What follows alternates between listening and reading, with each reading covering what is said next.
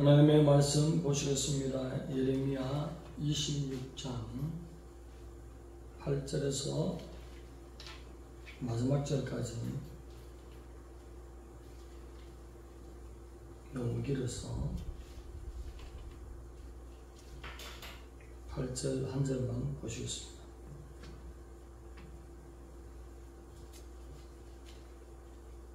8절 9절 합독합니다. 시작. 예레미야가 여호와께서 명령하신 말씀을 모든 백성에게 전하기를 마치며 제사장들과 선지자들과 모든 백성이 그를 붙잡고 이르되 네가 반드시 죽어야 하리라.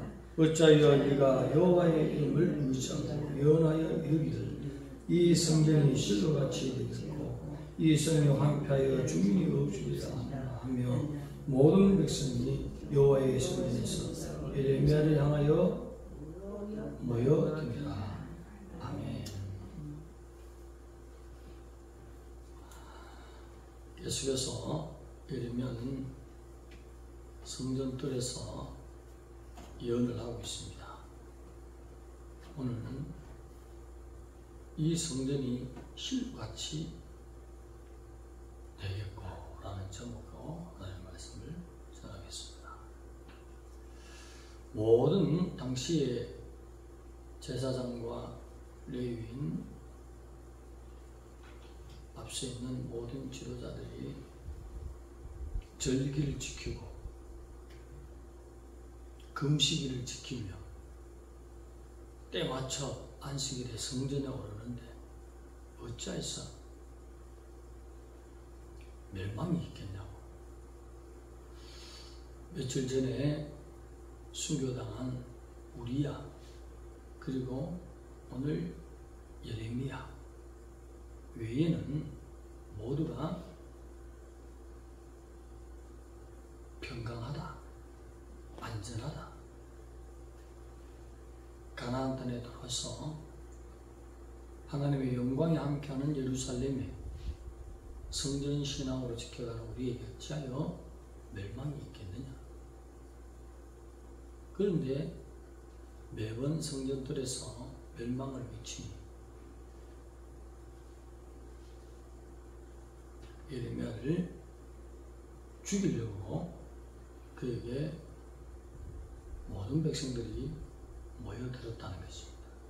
그러나 저들의 잘못된 신학 때문에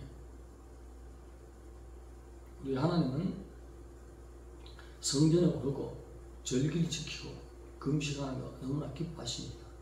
그렇지만 그들의 삶이 성전을 떠나고 예루살렘에서 내려갔을 때는 가나안의 풍속을 따르는 삶을 살고 있고 바알과 아세라와 주위에 있는 모든 우상을 겸하여 섬기는 다신교의 역할을 하고 있는 저들의 신앙, 잘못된 신앙인 것입니다.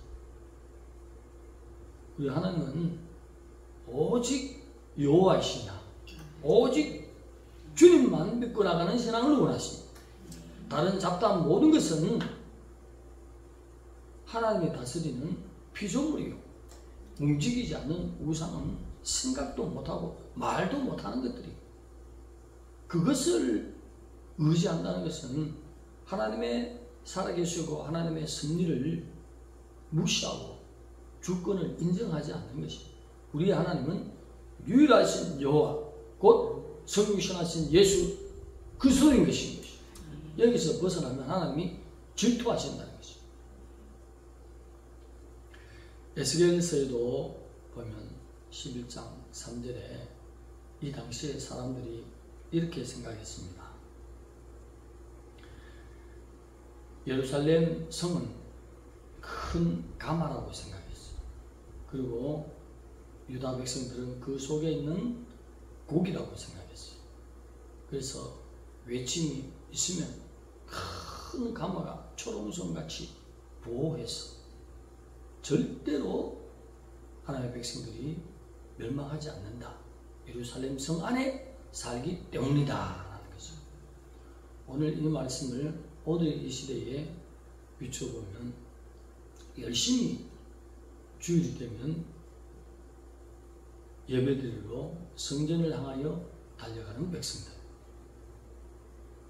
그런 백성들이 많지 않습니까? 무슨 중심으로 가야 된다? 갈보리 언덕에 주님을 만나기 위해서 올라가는 것이 신앙인 것입니다. 구약과 신약을 잇는 연결점은 무엇입니까?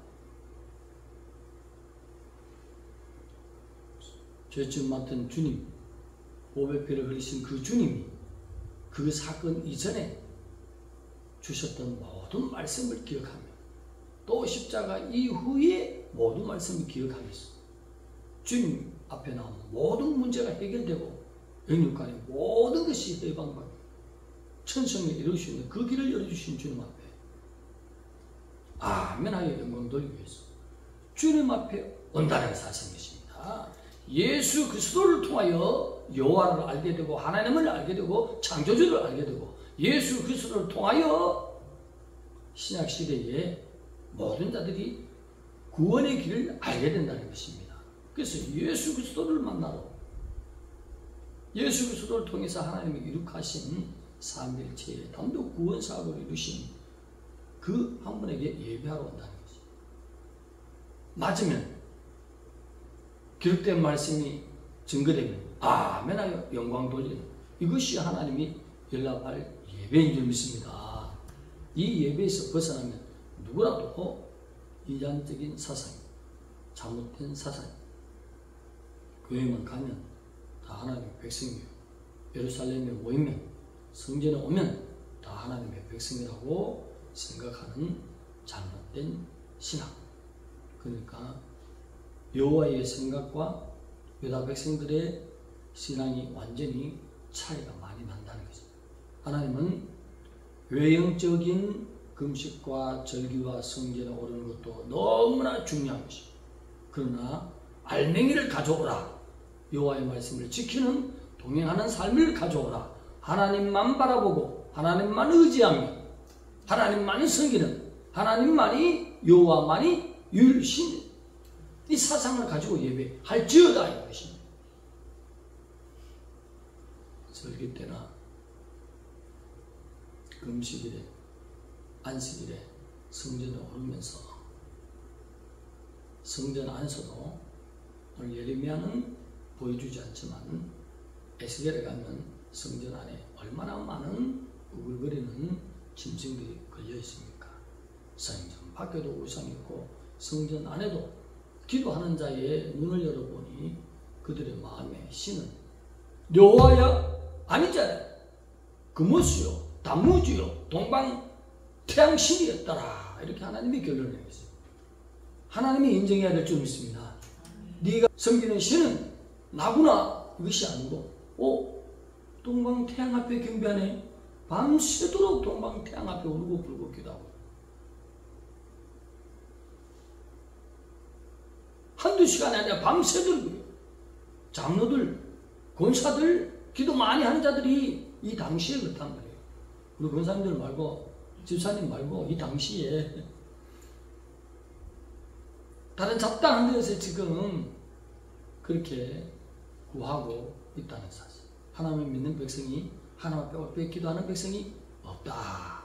그래서 초신자들이 말씀에 신앙이 아직 정립이 잘 안 될 때는 방언을 받아서 방언기도 많이 하시거나 할렐루야 전부 여호와께 성령께서 알아서 기도해 주시니 얼마나 감사하오.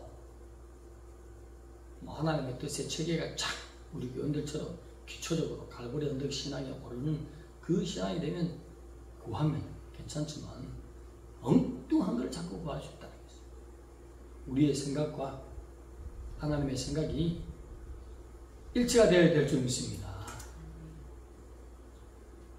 그래서 하나님이 결국은 율신학으로 돌아오지 않는 저들에게 멸망하는데 오늘 9절 말씀 보면 예레미야를 통하여 이 성전이 이 주의 집이 실로같이 되겠고 이 성이 황폐하리라.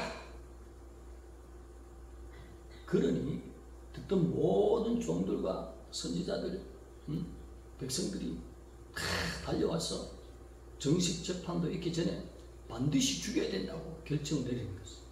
진성모독죄로 몰고 나가는 것입니다. 저 사람이 할 때는 우리가 하나님 앞에 기도해보자. 한번 응답받아보자. 이렇게 말하는 자는 아무도 없어요. 즉각적으로 자기의 생각대로 행동하는 것입니다. 신료같이 되었고라는 것은 여호수아 때에 가나안을 정복해서 실로라는 땅에 성막을 모세 지었던 그 성막을 그 자리에 세웠습니다.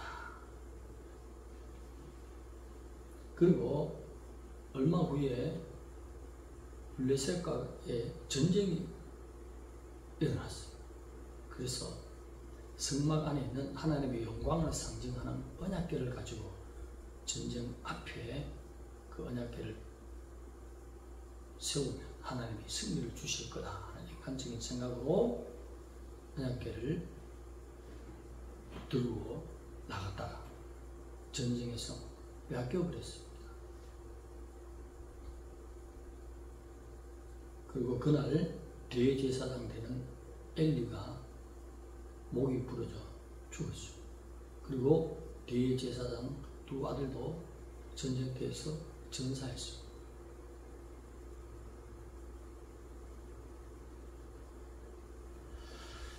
그러면서 그 언약궤가 돌아오는 데는 기럇 야림에 그 언약궤가 계속 머물러 있고 사울 시대도 지나고 사사 시대를 지나서 그렇게 에돔 집에 왔다가 다시 예루살렘 성전으로 돌아오는데 우여곡절이 있었습니다.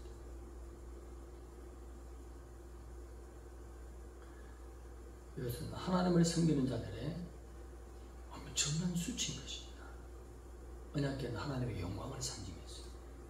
언약궤 위에 뚜껑을 시온좌라고 해요. 시온좌라는 것은 하나님 성령께서 그 위에 어린 양의 피를 뿌리실 때 제사를 받으시고 제사장과 모든 백성들에게 음성으로 들려줍니다. 너와 내 모든 백성들의 죄를 내가 용서하노라, 사하노라. 그 음성이 들리면 제사장이 성막 밖에 서서 모든 백성들에게 하나님이 양의 피를 받으시고 나와 우리 모든 죄를 용서하셨답니다 하면 아멘 아멘 하면서 하나님께 경배했던 그 언약궤, 그것이 빼앗겨버렸어요. 하나님이 빼앗기게 했던 것입니다. 우리 모든 삶 속에 자문은 삶 속에서 하나님을 인정하기 원한다는 것입니다. 왜 빼앗기도록 하나님이 하셨습니까? 여호수아는 나와 우리 집은 여호와만 섬긴다 했죠. 가나안 땅에 들어오는 동안에 신앙이 해이해졌다는 거죠. 복받고 살면서 이제 차도 좋아지고 날마다 때거리 생각하지 않고 사니까 세속적으로 마음이 변했다는 거예요. 오직 주님 앞에 모이는 신앙이 아니라 주님은 이름만 있고 형식만 있고 전 내용 전체는 삶 속에서 세속을 쫓는 잡신을 섬기는 그 상태로 사니 하나님께서 영광 받으실 것을 포기해서 언약궤를 빼앗기는 것입니다.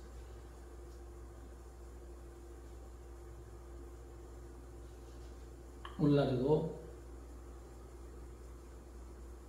교회 그리고 백성들의 분정을 볼 수 있습니다. 저 목사 끄집어내리자. 내가 기도해보니 막 시커먼 것만 보이는데 끄집어내리자. 서로 분쟁이 일어나고 안 맞으니까 코드가 그러니까 찢어지고 갈라지고 특검하라 하고 앞선 종은 십자가를 자랑하기 위해서 보혈의 깃발을 높이 들고 여기에 모이시오 하고 그 깃발 아래 모든 백성 앞에 기록된 말씀을 전하기 위해서 그 삶으로 그 자랑으로 나가야 된다는 거죠. 모든 성도들도 교회에 올 때 갈보리 언덕에 이 새벽에도 오른다. 할렐루야. 예배 받으실 일은 예수 그리스도를 통하여 영광 받으시지 않습니까? 예수 그리스도를 통하지 않고는 절대로 아버지 앞에 나아갈 수 없잖아요. 그러면 믿음으로 갈보리 언덕에 오르기 위해서 오는 거예요. 이 예수 그리스도를 이 땅에 보내주신 우리 하나님의 말씀을 듣기 위해서. 종들도 그렇고 백성들도 그렇고 중심이 갈보리 언덕의 신앙이 되어야 될 줄 믿습니다. 그러면 교회에 모일 때마다 서로 영적으로 커뮤니케이션이 생기고 교제가 생긴 놀라운 은혜로 성령이 함께 하시는 놀라운 주님의 꿈과 비전으로 함께 연합하고 하나님의 뜻을 이루기 위해서 세상 가운데 빛과 소금의 역할하는 한 마음이 된다는 것입니다. 설 때마다 주님의 자랑이 것인 갈보리 언덕이 빠지면 하나님이 섭섭해하시고 백성들도 그런 마음 없이 십자가 중심 없이 예배의 중심 없이 그냥 교회만 올 때 그 교회는 숫자가 많아도 부흥이 아닙니다. 이 당시에 지금 말씀 속에 있는 이단 성전 실로같이 되는 언제든지 하나님이 촛대를 옮기길 마음에서 원하는 누가 하나님이 원해서 옮기고 싶은 마음이 불과 같이 일어난다. 그러나 몇몇 되지 않는다도 예배의 중심 갈보리를 향해서 올라가는 거죠. 예수 그리스도를 보내신 그 하나님의 말씀을 듣고 예수 그리스도를 통해서 우리가 제자의 삶을 살며 한 분이신 주님의 그 꿈을 이루기 위해서 그 말씀을 듣기 위해서 오는 것. 잘못된 것은 자백에서 고리가 씻고 큰 죄가 생기기 전에